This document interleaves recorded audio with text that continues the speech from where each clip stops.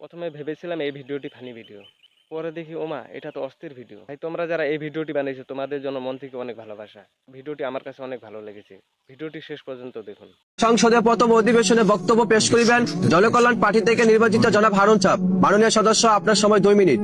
ধন্যবাদ মাননীয় স্পিকার।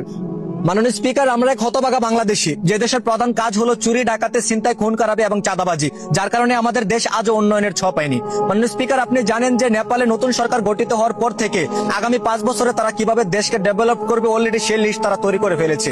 কিন্তু গত 3 মাস ধরে আমাদের সংসদে দেশের কথা না ভাবে, দেশের উন্নয়নের কথা চিন্তা না করে নিজেদের মধ্যে যুদ্ধ লেগে আছে। মাননীয় স্পিকার, দেশের জঘন্যতম পরিস্থিতিতে সাধারণ জনগণেরা কর্মকর সংসার চালাতে হিমশিম খাচ্ছে। মাননীয় স্পিকার, স্কুল কলেজ এবং মাদ্রাসা যাওয়ার পথ রক্ষা নেই মেয়েদের, দর্শন অবিচার অলিক্ষণ প্রতিনিয়ত ঘটে যাচ্ছে, কিন্তু তার প্রতিবাদ নেই। মাননীয় স্পিকার, দেশের সাধারণ কৃষকরা এই গুরুত্বপূর্ণ ফসল উত্তোলনের সময়ে ঝড়ের কবলে পড়ে সর্বহারা হয়েছে। মাননীয় স্পিকার, কিন্তু তাদের কথা আমাদের বাবার মতো সময় কই।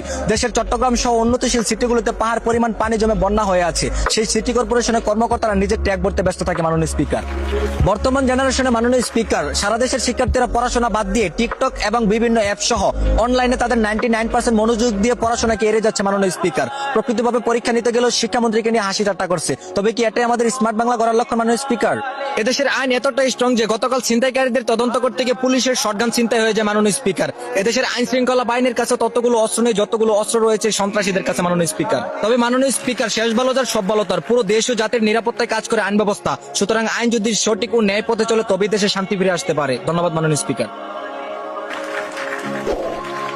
এখন সংসদের দ্বিতীয় অধিবেশনে বক্তব্য পেশ করিবেন মোহাম্মদ দুলাল। মাননীয় সদস্য, আপনার সময় 6 মিনিট।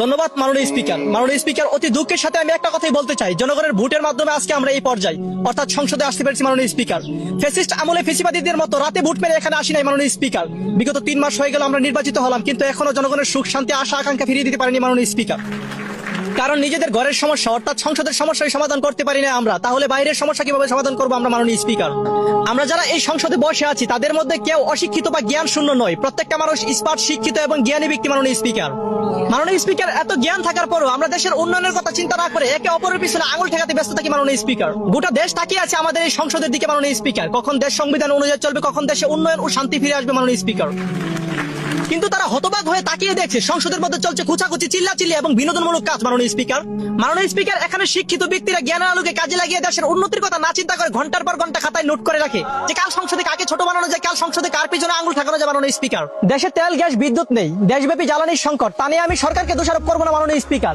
কারণ চলমান যুদ্ধের পরিস্থিতিতে এমনটা হওয়া অস্বাভাবিকের কিছু নয়। মাননীয় স্পিকার, আমি সর্বশেষ একটা কথাই বলতে চাই, এদেশে দর্শন, খুন খারাপি, টেন্ডারবাজি, চাঁদাবাজি কিন্তু চলমান যুদ্ধের কারণে হচ্ছে না। মাননীয় স্পিকার, সরকারের কাছে উপরোক্ত আলোচনা উপস্থাপনা করে দেশকে সঠিক এবং সুন্দরভাবে চালানোর আহ্বান জানিয়ে এখানে আমার বক্তব্য শেষ করলাম। আসসালামু আলাইকুম।